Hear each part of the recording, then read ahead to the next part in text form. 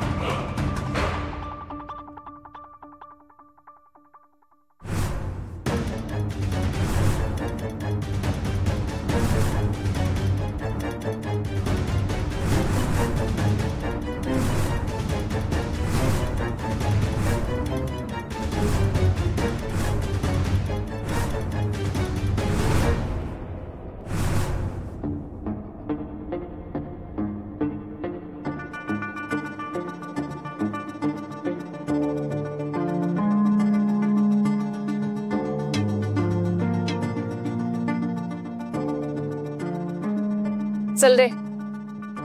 मासाहेब, तुमचे नटणे थटणे झाले असेल तर आपण निघूया. रे फालतूपणा बंद करा. चल. पण मासाहेब, माझ्या डोक्यात एक शंका होती. ॲज अ होतकरू प्रधान म्हणून आपण कालचंच नियोजनानुसार चालणार आहोत.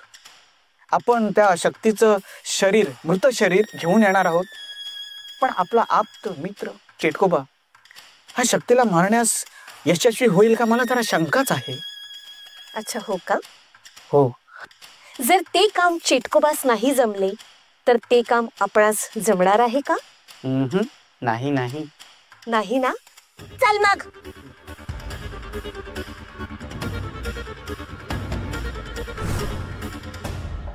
मासाहेब, राजे सुद्धा आपल्या सोबत येत आहेत का? नाही, मला नाही माहित. पण प्रिन्स, कुठे चाललात? राजे, त्याचं काय? मी शक्तीच्या घरी निघाले. चेटकोबाने सांग. नाही, नको. हे बघ भद्र, मी जे बोलतोय योग्य बोलतोय. त्या चाकूनी शक्तीला मारणं इतकं सोपं वाटतं का तुला? शक्ती पायाखाली आलेलं झुरळ नाहीये. तिच्या मागे आदि शक्तीचा आशीर्वाद आहे. माहिती. मग कित्येकदा तिला मारण्याचा प्रयत्न केला पण नाही जमत आहे.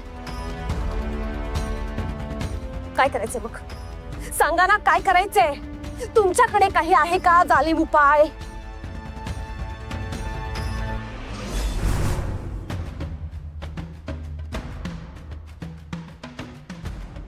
हा आहे जालिम उपाय.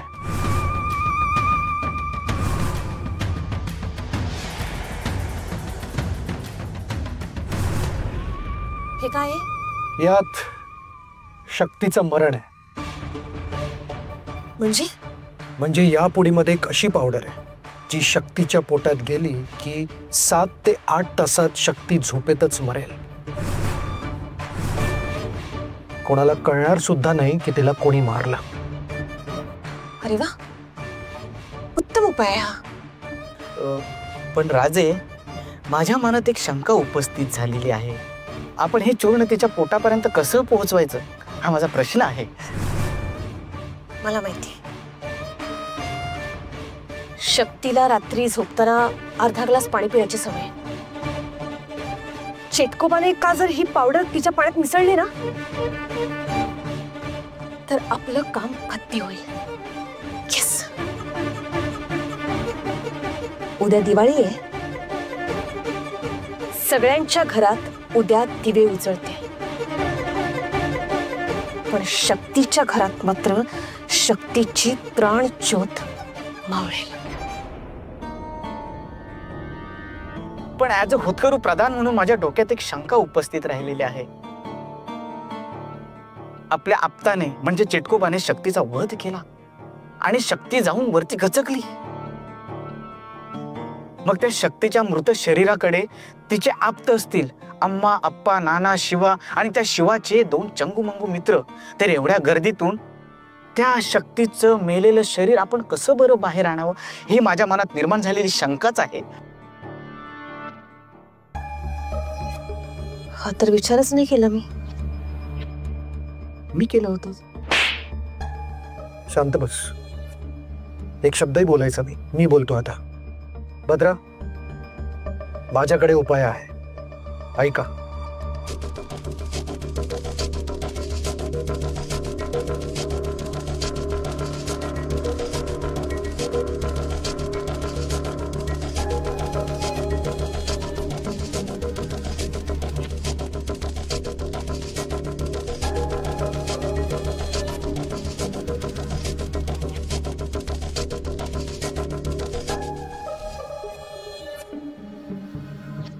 ठीक आहे.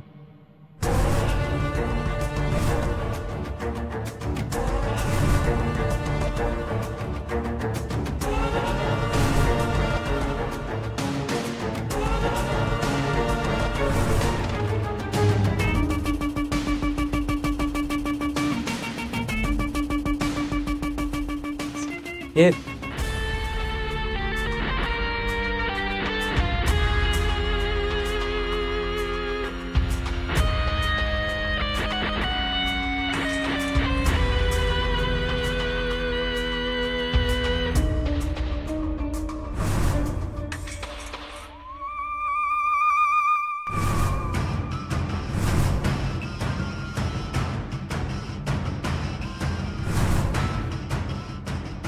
अम्मा अप्पा अजून झोपलेत?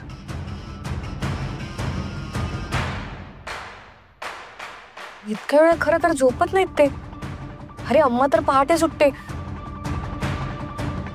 आणि अप्पा पण तिच्या पाठोपाठ उठतात. मग इतका वेळ कशी काय झोपले आज?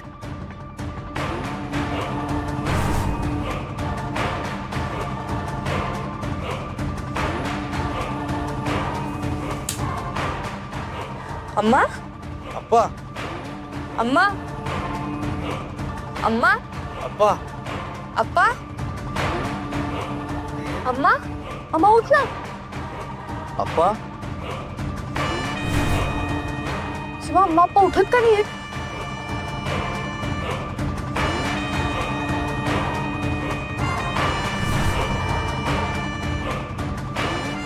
अप्पा उठा.